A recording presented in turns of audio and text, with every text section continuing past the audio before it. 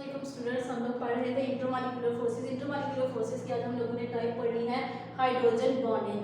Hydrogen bonding जो है वो भी इसी की टाइप है, इंटरमॉलिक्यूलर फोर्सेस की ही, मॉलिक्यूल्स के दरमियान ही मौजूद होती है। लेकिन अगर हम इसके नाम से देखें तो हाइड्रोजन बॉन्डिंग यानी जिसमें एक फोर्स ऑफ अट्रैक्शन तो डिवेलप हो रही है, लेकिन जो एटम मस्ट होगा वो कौन सा होगा, हाइड्रोजन एटम होगा। इसकी अगर हम डेफिनेशन देखें होगी ये भी अट्रैक्टिव फोर्स ही होगी, इलेक्ट्रोस्टैटिक फोर्स ऑफ अट्रैक्शन ही होगी बिटवीन टू मॉलिक्यूल्स। एक मॉलिक्यूल का पॉजिटिव एंड ही होगा, दूसरे मॉलिक्यूल का नेगेटिव एंड ही होगा, पोलर मॉलिक्यूल ही होंगे। लेकिन इसमें जो नेसेसरी कंडीशन आ जाएगी वो पॉजिटिव जो एंड होगा वो क्या होगा, हाइड्रोजन एटम होगा।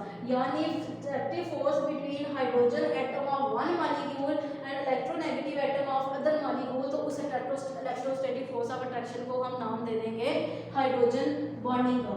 हाइड्रोजन बॉन्डिंग की अगर एग्जांपल देख रहे हैं, सबसे पहले जो हमारे पास कॉमन एग्जांपल आती है वो है वाटर। वाटर की अगर हम देखें तो ये हमारे पास वाटर के मैंने 3 मॉलिक्यूल ले लिए हैं। एक ऑक्सीजन एटम है जो कि अटैच है 2 हाइड्रोजन एटम के थ्रू कोवलेंट बॉन्डिंग। इसी तरह तीनों मॉलिक्यूल में क्या है, ऑक्सीजन अटैच है बाय 2 हाइड्रोजन एटम्स थ्रू एक कोवलेंट बॉन्ड, यानी इलेक्ट्रॉन की शेयरिंग से इन्वॉल्वमेंट ऑफ इलेक्ट्रॉन है। अब ये क्या है, डिफरेंट एटम है, पोलैरिटी डेवलप होगी जिसकी वजह से क्या है, ऑक्सीजन हमारे पास सेकंड इलेक्ट्रोनेगेटिव एटम है तो इस पे कौन सा चार्ज आ जाएगा, नेगेटिव चार्ज, और हाइड्रोजन पे कौन सा चार्ज आ जाएगा, पॉजिटिव चार्ज आ जाएगा। अब हमारे पास क्या है, एक मॉलिक्यूल का पॉजिटिव हाइड्रोजन एटम और दूसरे मॉलिक्यूल का मोर इलेक्ट्रोनेगेटिव एटम, इनके दरमियान जो फोर्स ऑफ अट्रैक्शन प्रोड्यूस होगी उसको हम क्या नाम दे देंगे, हाइड्रोजन का नाम, हाइड्रोजन बॉन्डिंग का नाम दे देंगे। तो ये जो हमारे पास फोर्सेस आ रही हैं ये क्या होगी, हाइड्रोजन बॉन्डिंग होगी। जबकि ये जो सॉलिड लाइन से हमने शो किया है ये क्या है, कोवलेंट बॉन्डिंग। सेकंड अगर हम देखें, चूंकि हमारे पास जो ऑक्सीजन है वो क्या है, मोर इलेक्ट्रोनेगेटिव एटम है, सेकंड मोस्ट इलेक्ट्रोनेगेटिव एटम है, पहला फ्लोरीन है, सेकंड जो हमारे पास आ जाता है वो ऑक्सीजन है। तो ये ऑक्सीजन की हाइड्रोजन के साथ covalent bonding, hydrogen bonding develop हो रही है। ये हाइड्रोजन बॉन्डिंग क्या होगी, स्ट्रांग होगी, लिक्विड स्टेट में क्या होगी, ये स्ट्रांग होगी। नेक्स्ट सेकंड जो हमारे पास एग्जांपल आ जाएगी वो है हमारे पास हाइड्रोजन फ्लोराइड HF की एग्जांपल आ जाएगी। अब HF हमारे पास क्या है, फ्लोरीन के आउटरमोस्ट में 7 इलेक्ट्रॉन होते हैं, उसको अपना ऑक्टेट कंप्लीट करने के लिए 1 इलेक्ट्रॉन की जरूरत है, हाइड्रोजन को भी 1 इलेक्ट्रॉन की जरूरत है। दोनों का इलेक्ट्रॉन शेयर करके इनके दरमियान जो बॉन्डिंग डेवलप होगी वो होगी कोवलेंट बॉन्डिंग। अब हमारे पास इसके जो मॉलिक्यूल्स हैं, जो कि हमारे पास फ्लोरीन मोर इलेक्ट्रोनेगेटिव है, मोस्ट इलेक्ट्रोनेगेटिव एटम जो है हमारे पास फ्लोरीन है, पीरियोडिक टेबल में इसकी इलेक्ट्रोनेगेटिविटी क्या है, 4 है। तो यहाँ पे क्या होगा, पॉजिटिव एंड और नेगेटिव एंड के दरमियान क्या हो जाएगी, electrostatic force of attraction develop हो जाएगी। क्योंकि एक एंड क्या है हमारे पास हाइड्रोजन एटम है और दूसरा क्या है, मोर इलेक्ट्रोनेगेटिव एटम है, तो इसको हम क्या नाम दे देंगे, हाइड्रोजन बॉन्डिंग का नाम दे देंगे।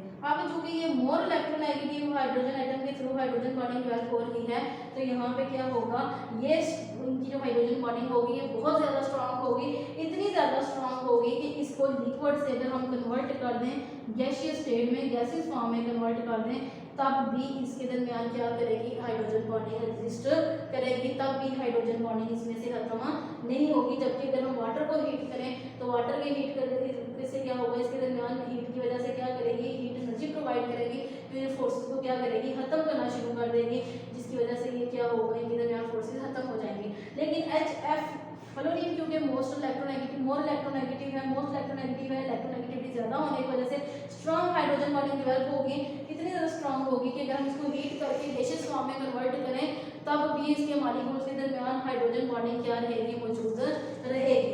तो ये हमारे पास हो गया हाइड्रोजन बॉन्डिंग। हाइड्रोजन बॉन्डिंग की फॉर्मेशन के लिए 2 कंडीशन जो सी हैं वो नेसेसरी है। पहली कंडीशन क्या है कि मॉलिक्यूल में हाइड्रोजन एटम मौजूद होना चाहिए जो कि लिंक होना चाहिए इलेक्ट्रोनेगेटिव एटम के साथ, यानी हाइड्रोजन एटम मौजूद हो और मौजूद होने के साथ अटैच किससे होना चाहिए, अपने से ज़्यादा इलेक्ट्रोनेगेटिव एटम के साथ अटैच होना चाहिए। पहली कंडीशन इसकी ये है। दूसरी कंडीशन क्या है, इसने दूसरे मॉलिक्यूल के साथ फोर्स डेवलप करनी है।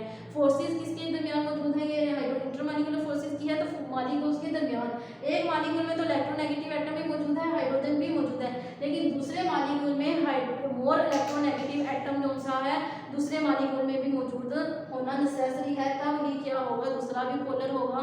पोलर होगा तो क्या होगा, उसमें electrostatic force of attraction develop होगी, जिसके बाद में हम क्या नाम दे देंगे, हाइड्रोजन बॉन्डिंग का नाम दे देंगे। नेक्स्ट आ जाती है हमारे पास इस हाइड्रोजन बॉन्डिंग की स्ट्रेंथ कितनी है। अब ये जो हमारे पास हाइड्रोजन बॉन्डिंग है ये डिवेल्प करती है, डिपेंड करती है on electronegativity of electronegative atom, कि हमारे पास जो इलेक्ट्रोनेगेटिव एटम है उसकी इलेक्ट्रोनेगेटिविटी कितनी है।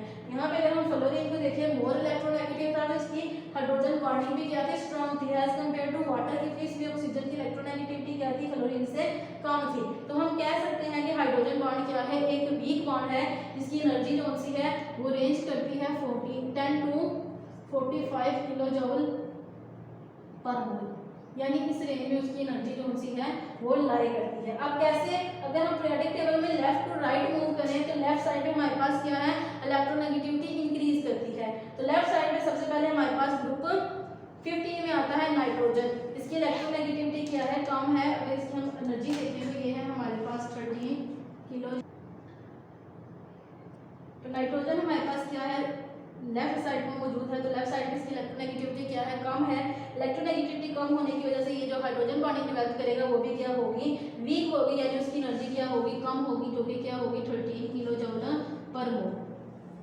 उससे मोर इलेक्ट्रोनेगेटिव एटम है ऑक्सीजन, जो कि इससे ज़्यादा इलेक्ट्रोनेगेटिव है, तो इसकी एनर्जी भी क्या होगी, ज़्यादा होगी, जो कि क्या है 24 किलो जूल पर मोल। यानी एक मोल अगर हम मॉलिक्यूल ले रहे हैं उसके दरमियान जो हाइड्रोजन बॉन्डिंग है उसको खत्म करने के लिए हमें इतनी एनर्जी की जरूरत पड़ेगी। और जबकि हमारे पास फ्लोरीन मोर इलेक्ट्रोनेगेटिव है, स्ट्रॉन्ग इसमें क्या है हाइड्रोजन बॉन्डिंग है, तो इसको हमें खत्म करने के लिए कितनी एनर्जी की ज़रूरत होगी, 45 किलो जूल पर मोल एनर्जी की ज़रूरत होगी। नेक्स्ट हम लोगों ने देखना है structure of ice. Structure of ice, अब नेक्स्ट हम लोगों ने देखना है स्ट्रक्चर ऑफ आइस। अब आइस किससे बनती है, वाटर से।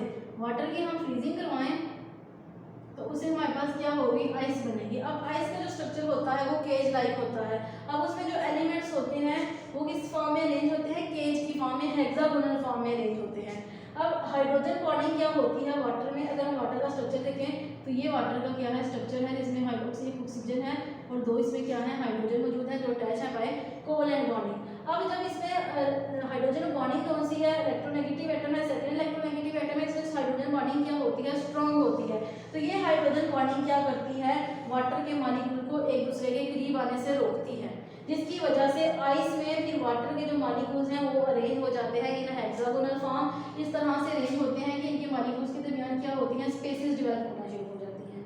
वाटर की निस्बत आइस में क्या होती हैं, स्पेसिस क्या होती हैं, ज़्यादा होती हैं। एज कम्पेयर टू अगर वाटर देखें तो 9% इसमें स्पेसिस क्या हैं, ज़्यादा होती हैं आइस में, जिसकी वजह से उसका वॉल्यूम हम क्या कहते हैं, जब स्पेसिस ज़्यादा हो रही है जाहिर सी बात है वो जगह भी क्या करेगी, ज़्यादा घेरेगी, जिसकी वजह से उसका वॉल्यूम क्या हो रहा है, इंक्रीज हो रहा है। अब वॉल्यूम और डेंसिटी का अगर हम रिलेशन देखें, डेंसिटी इक्वल होती है मैस बाय वॉल्यूम, यानी वॉल्यूम के साथ डेंसिटी का क्या रिलेशन है, इनवर्स रिलेशन है।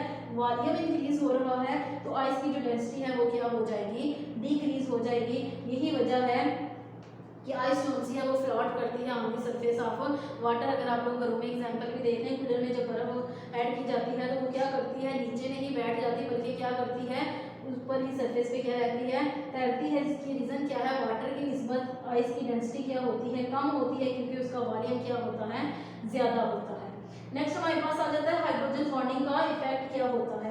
अब जब हमने वाटर में किसी चीज़ को ऐड करना है तो वो सॉल्युबलता भी होगी, जब हो गया उसमें सॉल्युबलता भी होगी, जब उनके दरमियान जो कंपाउंड हम ऐड कर रहे हैं उसके और वाटर के दरमियान हाइड्रोजन बॉन्डिंग डेवलप होगी। जब हाइड्रोजन बॉन्डिंग डेवलप होगी तो वो क्या होगा, फोर्सेज डेवलप हो रही हैं तो वो इजीली क्या हो जाएगा, उसमें सॉल्युबल हो जाएगा। दूसरा इफेक्ट आ जाता है फ्रीजिंग ऑफ वाटर। ये हमें आइस की फ्रीजिंग की, वाटर की फ्रीजिंग की, आइस बन रही है, क्या करेगा, इसमें इन्वॉल्व क्या हो रही है, हाइड्रोजन बॉन्डिंग इन्वॉल्व हो रही है। हाइड्रोजन बॉन्डिंग क्या करेगी, मॉलिक्यूल को एक दूसरे के नजदीक आने से रोकेगी, स्पेसिस डेवलप होंगे, वो किसमें कन्वर्ट होगा, आइस में कन्वर्ट होगा। वॉल्यूम क्या करेगा, इंक्रीज करेगा और डेंसिटी क्या हो जाएगी, डिक्रीज हो जाएगी। तीसरी प्रॉपर्टी इसका इफेक्ट आ जाता है मेल्टिंग पॉइंट और मेल्टिंग पॉइंट ऑफ कंपाउंड्स। अगर उसमें हाइड्रोजन बॉन्डिंग स्ट्रांग है तो उस कंपाउंड की मेल्टिंग क्या होगी, डिफिकल्ट होगी, यानी हमें ज़्यादा हीट देनी पड़ेगी। अगर कम है तो क्या उसमें फोर्सेस वीक है तो हमें क्या होगा, कम हीट देनी पड़ेगी, तो सॉलिड या तो मेल्ट होगा या फिर लिक्विड जो सा है वो कन्वर्ट हो जाएगा इनटू वेपर्स फॉर्म। चौथा कंपाउंड हमारा इफेक्ट आ जाता है बायोलॉजिकल मॉलिक्यूल्स। हमारे पास जितने भी बायोलॉजिकल मॉलिक्यूल्स हैं इसमें हमारे पास मेन एग्जांपल है हेरिडिटी कंपाउंड की, जो हमारे पास डीएनए है उसमें भी क्या मौजूद होती है, डीएनए के स्ट्रक्चर में हाइड्रोजन, डीएनए में जो आ जाती है हमारे पास एडेनिन ब्रोमाइन और साइटोसिन ये जो बेसिस होती है ये एक दूसरे से अटैच्ड फॉर्म में होती है बाय हाइड्रोजन बॉन्डिंग। इसके अलावा हमारे पास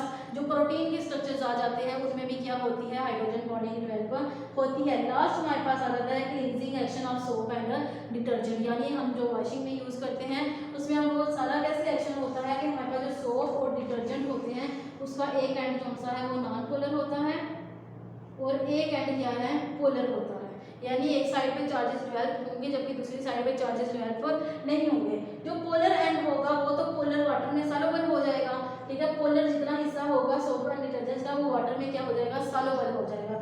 जबकि जो नॉन पोलर पोर्शन होगा जो कि इनसॉल्युबल होगा वो क्या करेगा, डिटर्जेंट्स हमारे पास जो आ जाते हैं डर्ट्स वगैरह ये सारे ग्रीस वगैरह जो कपड़ों पे निशान होते हैं वो क्या होते हैं, नॉन पोलर इन नेचर ही होते हैं, ये जो हमारे पास ग्रीस वगैरह आ जाते हैं। तो वो नॉन पोलर जो सा पोर्शन है वो क्या करेगा, उस डर्ट और ग्रीस के साथ रिएक्ट करके वहाँ से उसको क्या करेगा, निकालेगा।